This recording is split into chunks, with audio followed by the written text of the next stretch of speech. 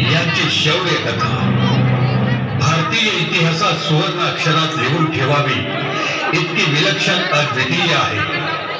मुघलांच्या आक्रमकांना समर्थपणे अनेक वेळा परतून लावणारी आणि आपले राज्य आणि आपल्या संस्कृतीचे प्राणपणाने संरक्षण करणारी वीरांगना म्हणजे महाराणी दुर्गावती होय. कालिंजरच्या कीर्तिसिंग चंदेल राज्याची प्रिय कन्या दुर्गावती आणि गडा नरेश महाराजा संग्रामशाह मडावी यांचा पुत्र महाराजा दर्पशाह मडावी या दोघांचा विवाह 1543 ला सिंगोरगडावर संपन्न झाला. परंतु वैवाहिक सौख्य महाराणी दुर्गावतींना अधिक काळ लाभले नाही. अवघ्या 5 वर्षात 1548 ला त्यांचे पती दर्पशाह यांचे निधन झाले. त्यानंतर खचून न जाता गडामंडलाचे एवढे विस्तीर्ण राज्य आपल्या चतुरस्त्र ज्ञानाच्या भरवशावर अधिक मजबूत व संपन्न केले. त्याच काळात मालव्याचा सुलतान बाज बहादूर आणि त्याचा काका फतेह खान यांची वक्र नजर महाराणी दुर्गावतीच्या साम्राज्याकडे वळली. बाज बहादूरची विशाल सेना दुर्गावतीच्या साम्राज्यावर चाल करून आली. त्यावेळी त्यांचा पुत्र वीर नारायण अवघ्या 14 वर्षाचा होता. बाज बहादूरच्या सैन्याने सिंगोरगड ताब्यात घेण्याच्या इराद्याने योजना आखली. याची खबर दुर्गावतीच्या सैन्याला अगोदरच लागल्यामुळे प्रतिहल्ला केला. अशा वेळी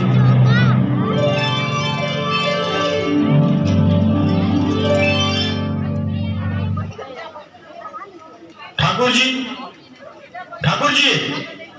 महेश ठाकूरजी. जी युवराज. राजे माताराणी अजून आले नाही?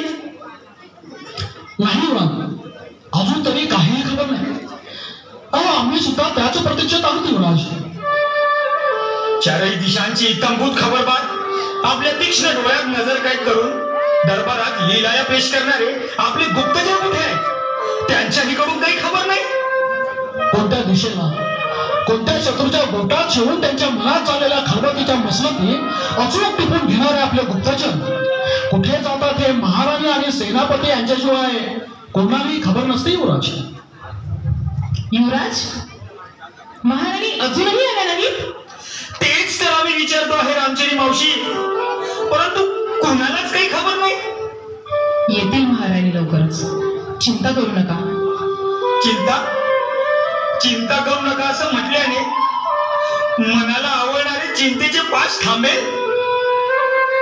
माताराणीला जसजसा उशीर होत जाईल तसतसे आमच्या मनातील चिंताग्रस्त पक्षांचे थवे उडतील 10 दिशांनी आणि परत ती गायब होऊन रामचरी मावशी.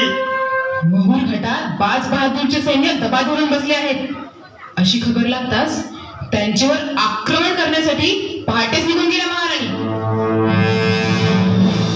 म्हणजे तुम्हालाही खबर होती म्हणायची, फक्त आम्हाला सांगण्याची तसदी कुणी घेतली नाही. परंतु उगवत्या सूर्याला साक्षी ठेवून निघालेल्या माताराणी आता सूर्यास्त होऊन गेला तरी परतल्या नाही. तसे नाही युवराज, मी काल रात्री महाराणीच्या कक्षातच होते. मध्यरात्री मला जरा निद्रा यायला लागली म्हणून मी माझ्या कक्षात आले. परंतु महाराणी अशा पहाटेच निघून जातील याची मला देखील कल्पना नव्हती युवराज. आपल्या योजनांची गुप्तता राखण्यात माताराणी वाकबगार आहेत म्हणायच्या, परंतु अशा एकट्याच निघून जातात म्हणून काळजी वाटते. काही बरं वाईट असे काही बोलू नका. त्यांच्यासोबत दिवाणजी, सेनापती आणि सैन्याचे एक तुकडे सुद्धा आहेत तेव्हा काळजी नसेल. या आधी सुद्धा बहाद बहादूरच्या सैन्याने महाराणीच्या प्रिय सिंगोरगडावर कितीदा तरी आक्रमण केलेले आहे, पण एकदाही त्याला तो गड जिंकता आलेला नाही. तरीही तो आक्रमण करतोच आहे आणि पुन्हा पुन्हा पराभवाचे तोड बघतोच आहे. याही वेळेस हेच होईल याची मला खात्री आहे.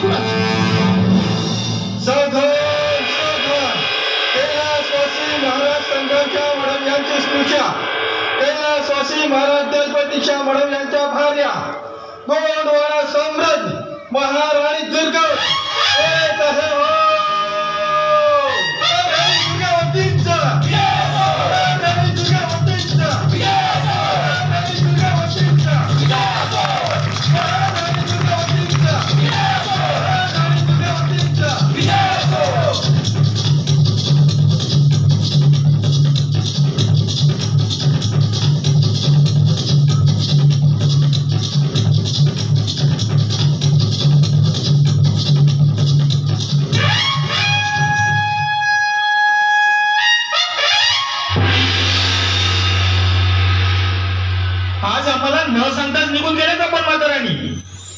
तुम्ही अजून लहान आहात राजे वीरनारायण, आणि आत्ताच या युद्धाच्या चक्रव्यूहात अडकवणे बरे नव्हे.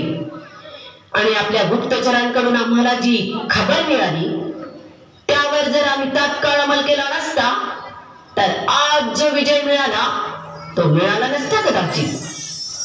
तुम्ही आम्हाला मोहिमेवर सोबत का नेत नाही माताराणी? आम्ही आता लहान राहिलो नाही. आम्ही ही तीर आणि तलवार चालवू शकतो. शत्रूच्या रक्ताचा घोट घेण्यासाठी आमची ही तलवार सुचली आहे. हे तुम्हाला का कळत नाही माताराणी? कळते आम्हाला राजे, परंतु रणांगणावर सगळेच गेले तर राज्य कोणी चालवायचं बरं? राजा सुरक्षित राहायला पाहिजे की नाही? माते, तुम्ही रणावर गेलात की आमच्याही मनात युद्धाचे नगारे वाजायला लागतात. मनात अनंत विचारांची काहूर साचते. लहानपणी स्मिताश्री गेले ते दुःख फक्त तुमच्याच मुळे सहन करू शकलो आम्ही. एखाद्या वेळी तुमच्याही बाबतीत काही अघटित घडलं तर मी कोलमडून पडेल माते, मी कोलमडून पडेल.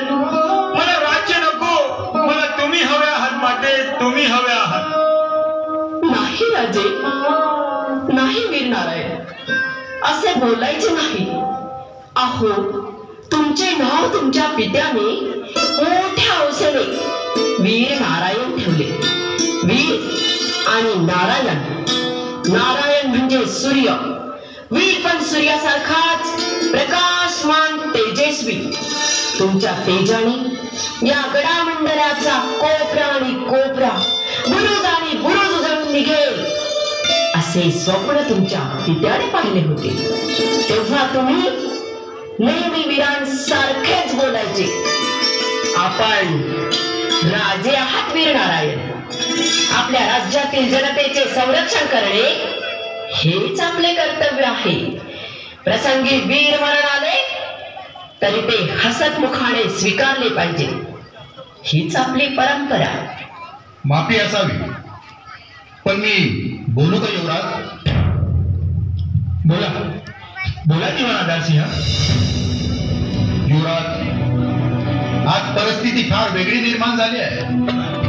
शत्रू दारावरून उभा आहे तेव्हा हातात तलवार घेऊन युवराज नाकायची की भावनेला हात घालून आसू ढाळत बसायची? परिस्थिती कशीही निर्माण झाली असली तरी तुमच्यासारखे वीर दिवाण असताना गडामंडलात कधीच पराभवाचे तोंड पाहू शकणार नाही याची आम्हाला खात्री आहे. युवराज, आम्ही आपले सेवक.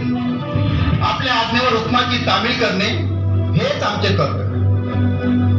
महाराणीच्या नेतृत्वात आजवर आम्ही अनेक लढाया लढलो आणि जिंकलो सुद्धा. अहो युवराज, महाराणीच्या शौर्याची कुणासोबत तुलनाच होऊ शकत नाही. अहो, आजचीच मोहीम घ्या. महरू घाटीजवळ भेडघाटाच्या दक्षिणेला मालव्याचा सुभेदार बागबहादूरच्या सैन्याचा पळाव होता. परंतु आपल्या गुप्तचराकडून खबर मिळताच म्हणजे बाज बहादूर आपल्या राज्यावर चढाई करायची तयारीत होता युवराज. परंतु गुप्तचराकडून ही खबर मिळताच महाराणीने रात्रभर जागून या सैन्यावर आक्रमण करण्याची योजना आणि सकाळी सकाळी भल्या पहाटे आपल्या सैनिकांनी कूच केली. बाज बहादूरच्या बेसावत सैन्यावर आपले सैनिक जीवाच्या आकांताने तुटून पडले. स्वतः महाराणी घोड्यावर स्वारून शत्रूच्या सैन्यात घुसल्या आणि तलवारीने एकेकांचे मूर्ते पाडीत सुटल्या. येणाऱ्या विजांसारख्या कोसळल्या महाराणी शत्रूच्या सैन्यावर. शत्रूच्या सैन्याची तानातान उडाली. सारे सैन्य सैरावैरा पडू लागले. महाराणीचा देश काही औरच होता. त्यात त्या सैनिकाचा पाठलाग करू लागले. सारे झळावासून पाहत होते.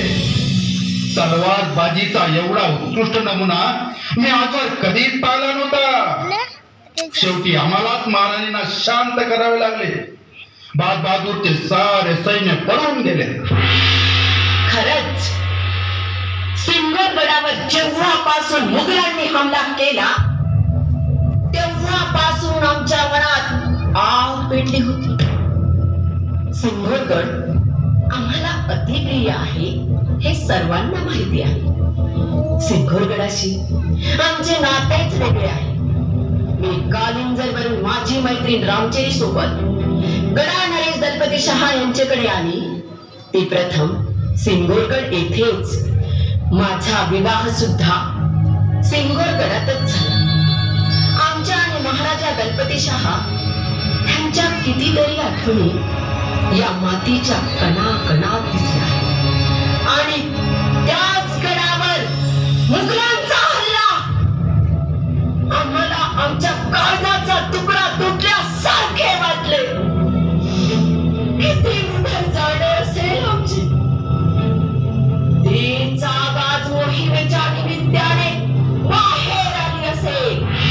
महाराणी, आज आपली युद्धातली निपुणता आणि वीरता पाहून आम्ही धन्य झालो.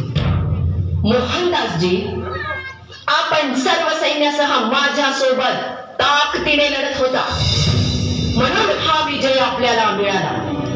हा विजय माझ्या एकटीचा नाही, हा विजय गडामंडलातील सर्व सैनिकांचा आहे.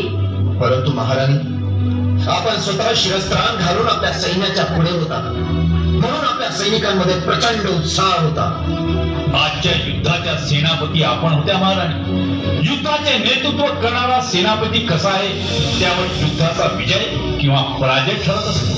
आज आपण जो युद्धाचा परिपाठ घालून दिला तो आम्हा सैनिकांच्या सदैव लक्षात राहील महाराणी.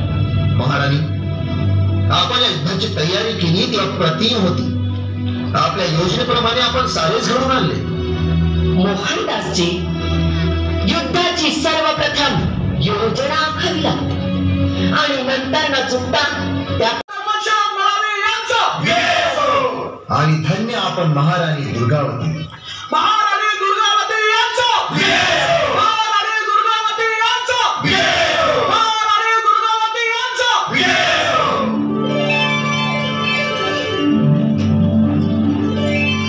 आमची एवढी तारीफ उचित नाही मोहनदासजी. आपण आपल्या राज्यातील जनतेसाठी करतो आहोत हे नेहमी लक्षात ठेवलं पाहिजे. नर्मदेच्या उत्तर तटावर हत्तीचा मोर्चा उभा करणे ही कल्पना आपण कुणालाही सुचली नव्हती महाराणी. आपल्या सूचनेप्रमाणे दोन्ही पहाडीवर आपले घोडेस्वार आणि पैदल सैनिक तीर कमान आणि तलवार घेऊन सज्ज होते. फक्त आपल्या आज्ञेची वाट पाहत दोन्ही पहाडीच्या मधल्या तराई भागातून जशी बाज बहादूरचे सैन्य आले आणि महाराणी आपला हुकूम झाल्याबरोबर आपले घोडस्वार आणि पैदल सैनिक शत्रूच्या सैन्यावर तुटून पडले. स्वार शत्रूंना तुडवत येत होते. एवढ्यात बाज बहादूरचा काका फतेह खान स्वतः एक तुकडी घेऊन पुढे आला. त्याला बघताच आपण स्वतः तलवार उचलून त्याच्या पुढे उभे झालात आणि घनघोर युद्धाला सुरुवात. वायू वेगाने येणारा तीरांचा आवाज आणि तलवारीचा फक्त कडकडाट ऐकायला येत होता. आपल्या सैनिकांच्या तीरांच्या वर्षावाने बाज बहादूरचे सैन्य पूर्णतः गोंधळून गेले होते. त्यांना तर कल्पनाही नव्हती की या डोंगरातून येणारे तीर आपला प्राण घेणार आहेत म्हणून. आपण स्वतः फतेह खानच्या एका तुकडीला आणून अनेकांचे मुर्दे पाडीत चालला होता. आपल्या एका तलवारीच्या वज्र प्रहाराने त्याच्या चिलकतासहित फतेह खानला चिरून काढले आपण. फतेह खान मरून पडला.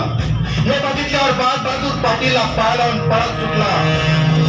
मोहनदासने पाठलाग केला परंतु शत्रूचा तीर पायात घुसला. नाहीतर बाज बहादूरची कबर तिथे पाडावी लागली असती. काय सखल झाली? कुठे झाली? फार नाही, किरकोळ आहे. आपण एवढी काळजी करू नका रामचेरीजी. अहो, एका रणसंग्रामातून विजय होऊन परतल्यात आपल्या महाराणी. त्यांची काळजी करा, त्यांचा सत्कार करा. अहो, माझी कसली काळजी करताय? बघ बघ, अगं मोहनदासजींना कुठे कुठे लागले ते जरा निरखून बघ. त्यांचे म्हणणे बरोबर आहे, परंतु तू काळजी करायला नको का? महाराणी, माझी थट्टा करताय ना तुम्ही? आम्ही कशाला थट्टा करू तुमची? जे सत्य आहे तेच बोलतोय आम्ही. बघ अगं, जवळून बघ. रक्त थांबले, थोडासा घाव आहे, भरेल लगेच. काळजी करण्याचं काही कारण नाही. नाही कसं? बघू द्या. तेच तर सांगतोय आम्ही केव्हापासून. अहो मोहनदासजी, जरा इलाज करून घ्या. महाराणीजी, तुम्ही सुद्धा आमची गंमत करायला लागलात ना आता? आम्ही कशाला करू तुमची गंमत? दिवानाधा सिंहजी, आज युद्धाच्या रणमैदानात मोहनदासजींनी जे शौर्य दाखविले ती गंमत होती का? आज मी खूप खुश आहे. आजच्या या युद्धात मोहनदासजी, रामदास दुर्वे आणि भिकारी दुर्वे यांनी जे वीरतेचे प्रमाण दिले त्याला तोड नाही. महाराणीजी, तुमच्या नेतृत्वात साध्या सैनिकाला पण जोड चढतो. तुमची युद्धकला अफलातून आहे, तितकीच ती आहे नीतिशास्त्राला धरून सुद्धा. बाग बहादूर पडून गेला, त्याचे अनेक सैनिक धारात तीर्थी पडले याची त्यांनी काळजी केली नाही. परंतु तुम्ही प्रत्येक सैनिकांचा दफनविधी झाल्याशिवाय रणमैदानातून पाय काढला नाही. सैनिकांमध्ये प्रभाव केला नाही. शत्रूच्याही सैनिकांचा सन्मान ठेवणे हे कोणी तुमच्याकडून शिकावे महाराणीजी?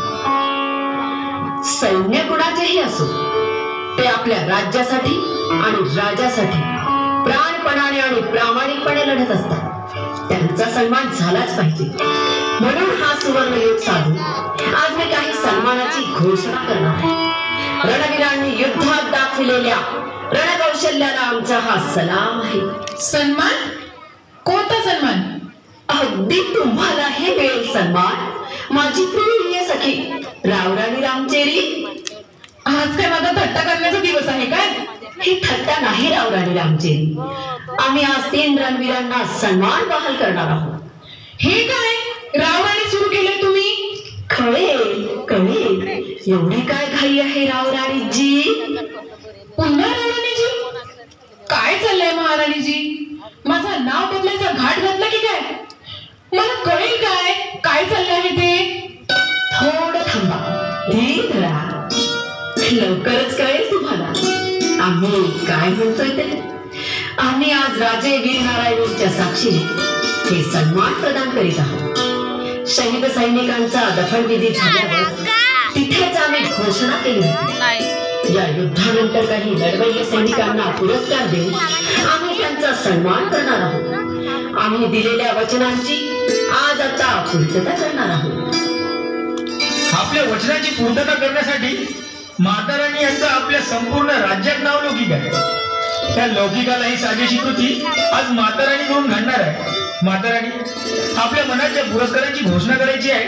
ते पुरस्कार आपण जाहीर करावे. मालव्याचे सुभेदार बाज बहादूर यांच्या विरोधात आज जो आपल्याला ऐतिहासिक विजय मिळाला, या विजयामध्ये आपले सेनापती मोहनदास, रामदास दुर्वे आणि भिकारी दुर्वे या तिघांचा सिंहाचा वाटा आहे.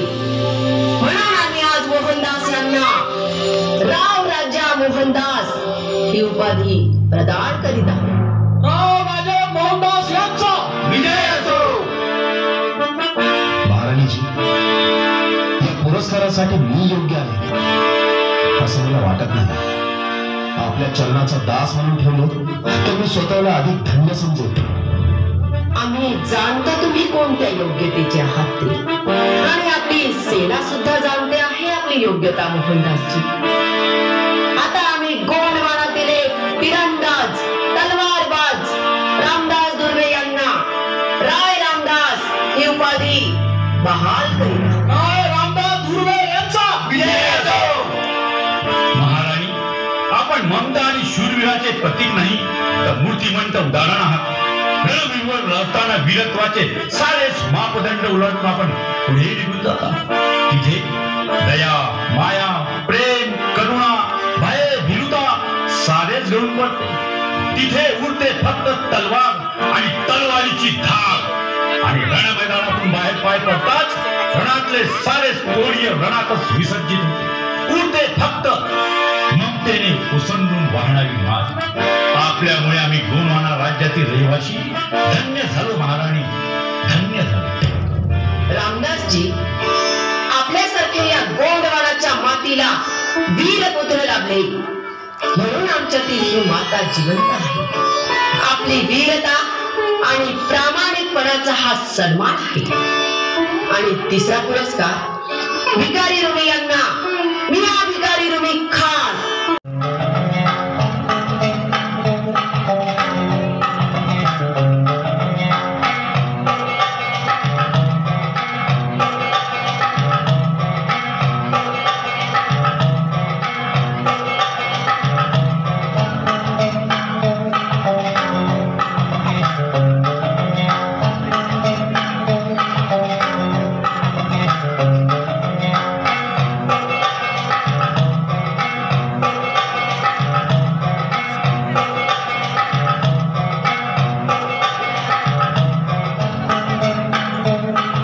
मजीद आए हैं। कौन कहा? क्या नाम बताया? ख्वाजा अब्दुल मजीद जहापना। क्या तुम्हें मालूम नहीं वो कौन है? पन्ना की लड़ाई में ख्वाजा अब्दुल मजीद ने जीत हासिल की और अपना साम्राज्य फैलाया है। इसलिए हमने खुद उनको सूबेदार असफ खां इस पदवी से नवाजा है। आगे से उनको सूबेदार असफ खां इसी नाम से पुकारा जाए। अब बताओ कौन आए हैं? जहापना, करा के सूबेदार असफ खां साहब आए हैं, आपसे मिलने की इजाजत चाहते हैं। इजाजत है।